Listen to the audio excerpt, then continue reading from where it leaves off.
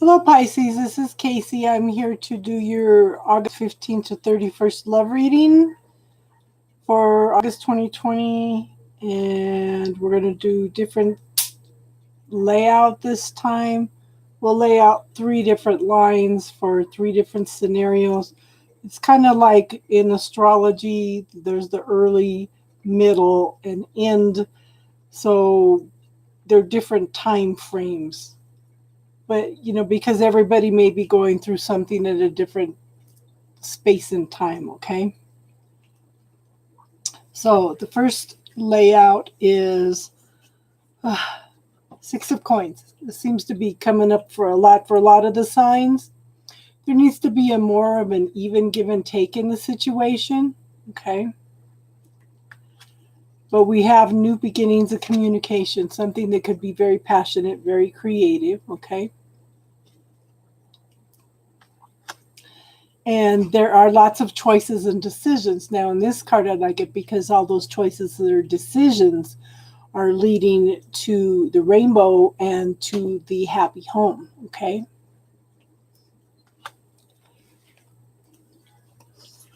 In the now, we have the King of Cups and the King of Wands. The King of Cups is very emotional, they're both very successful, okay? But this one's more emotional, has a tendency to be a little more reserved because he feels so much emotionally. Could be male or female, okay? King of Wands, someone very passionate, very creative, okay? Really, really a go-getter. And the Three of Coins, this is moving toward building something long-term, secure, something very, very stable. Okay. In the future, we have the Hangman. This is waiting and waiting and waiting and waiting for something, okay? But there needs to be a change in perspective. Now, it's interesting because all 3 of these cards are major arcana, so these are major life lessons, okay, these last 3 cards. Okay, we need this change of perspective in order to shift things in your favor. Okay, this is divine timing, though. So if things start shifting in your favor, make sure you take the time out to really, really explore it, to really decide what direction you want to go in. Okay, take advantage of the energy while it's here. It doesn't last very long. And then we have the World. This is a completion. This is the completion of lessons, okay? You are just finishing up the last of those lessons in order to move back to the zero again, to starting all over with new life, new beginnings. Okay? Now, the second line is the Four of Cups. Somebody is being offered something by the universe. Now, this card is different because he's actually looking at the offer in this deck. In the other decks, he's looking away. He's ignoring it. He's not ready for it, whatever, okay? So he's looking at the offer, and this is somebody recognizing who you are, recognizing your accomplishments.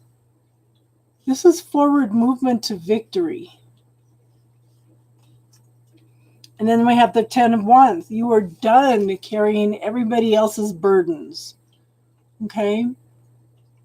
A 9 is a completion. A 10 is the ending of that. You are gathering up your own resources and you're walking away to a new beginning. The universe has opened up new pathways for you. Okay?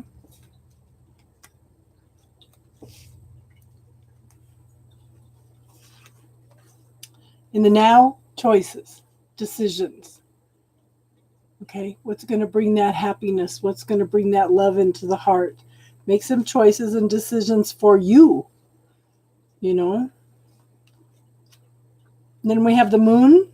Okay, now these 2 are major arcana also. These are major lessons. The Moon, a need for balance, a need for clarity. Okay, a need to look at the shadow side of things. We are whole and complete. We are the yin yang. We are the light and the dark. Okay, don't push away the shadow. Don't push away the problems. Don't push away the things you don't like about yourself. Sit down and talk to them and see what they're trying to teach you. This can also represent mountains being made out of molehills and things being blown out of proportion. And that's happening big time this last 2 weeks. And then we have the Death card. This is the ending of something and the beginning of something new. It's transmutation. It's changing from one form to another, one state to another. But just remember, this is through your choices and decisions, okay? Then we have the Strength card. This is a major arcana also. Okay, this woman and lion have bonded, not through control, manipulation, force. It's through the strength of love, gentleness, compassion, and friendship. Okay, they have a strong bond and they're standing together. This is the future, right?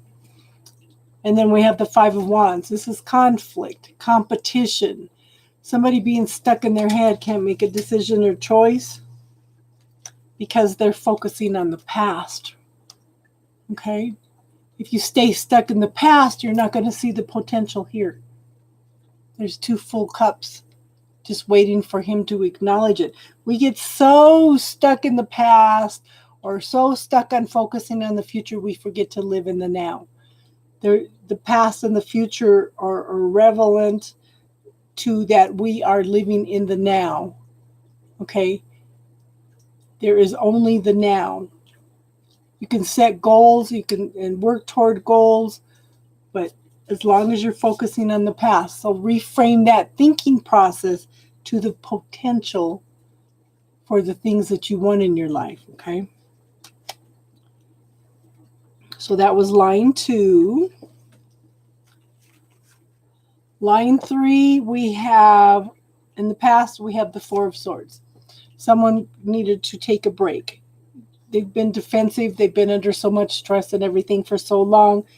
Need a break, but still defensive. He's got his sword within reach to stand up and defend himself at a second's notice. Okay? Not taking much of a break if you're doing that. But we've got the Sun card. This is the happiest card in the whole deck. It's total fulfillment, happiness, joy, celebration, happy family. It's everything. It encompasses everything. We have the Tower. This is something sudden, something shocking that's coming in. Anything that was not built on a solid foundation needs to be rebuilt. And this is usually when you have asked the universe for something, for some help with something, and a lot of times you don't follow through on what you've asked for. So this is one of the reasons they say be careful what you ask for, because the universe is going to give it to you.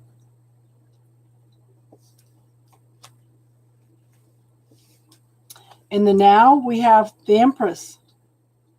Okay. Someone very loving, very nurturing, very caring, very much in touch with nature, very much pregnant with possibilities. Two of Wands, choices, decisions. Okay, with this card, the universe has opened up both pathways for you.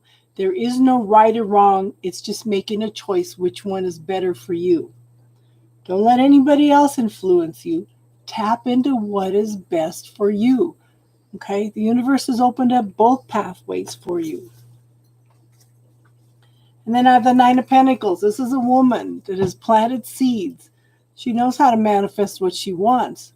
She knows who she is, where she is in life.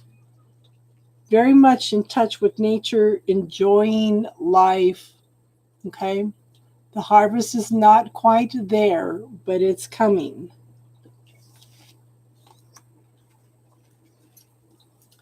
The future,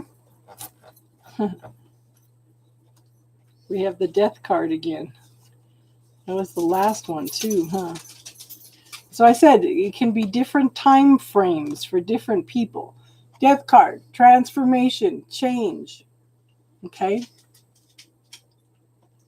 Transforming from one state to another. usually through your own choices and decisions. And again, the Strength card.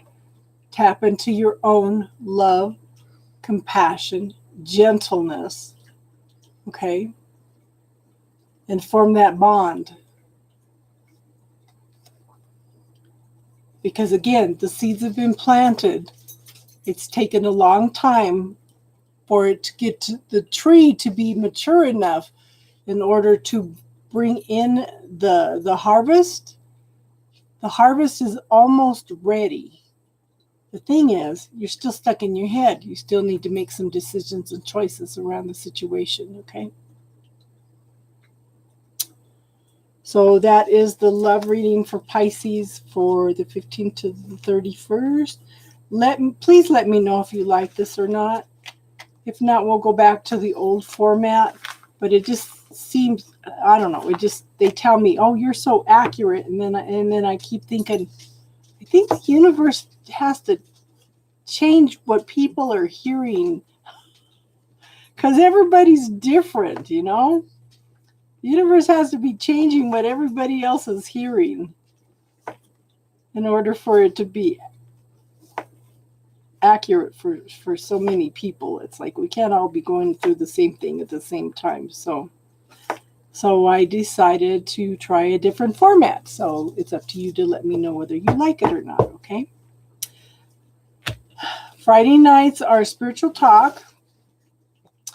Sunday nights are tarot readings. I'm going to shorten them down a little bit because of health stuff. Not quite all the way up to where I was before. So if you want to come in and get a reading, make sure you come in early. Okay. And we're going to start a metaphysical book group on Wednesday nights. I just need to get a hold of the ladies that already have the book, and we'll probably get it started here pretty quick. So if you want to join that, let me know what books you're interested in, and we can all get the books. But the first one is going to be The Dark Side of the Light Chasers by Debbie Ford. I highly recommend that book for everybody, because when we're talking about the moon card, we're talking about dealing with the shadow, and that's what she's talking about. The shadow is part of us, and we push away that part of ourselves, then we're shattering who we are. We spend the first half of our life pushing away all those parts of ourselves, and we spend the second half of our life trying to reclaim all those parts, okay? So if I can encourage you to start facing those fears, those shadows while you're young, you won't have to go through so much healing process later on in your life, okay? So everybody have a good one. Next week I will put up general readings, but I will do them for 2 weeks instead of a week at a time. But let me know what you would like in the channel. This is your channel. I'm here for you. We're here for each other. So everybody have an awesome 2 weeks, and namaste.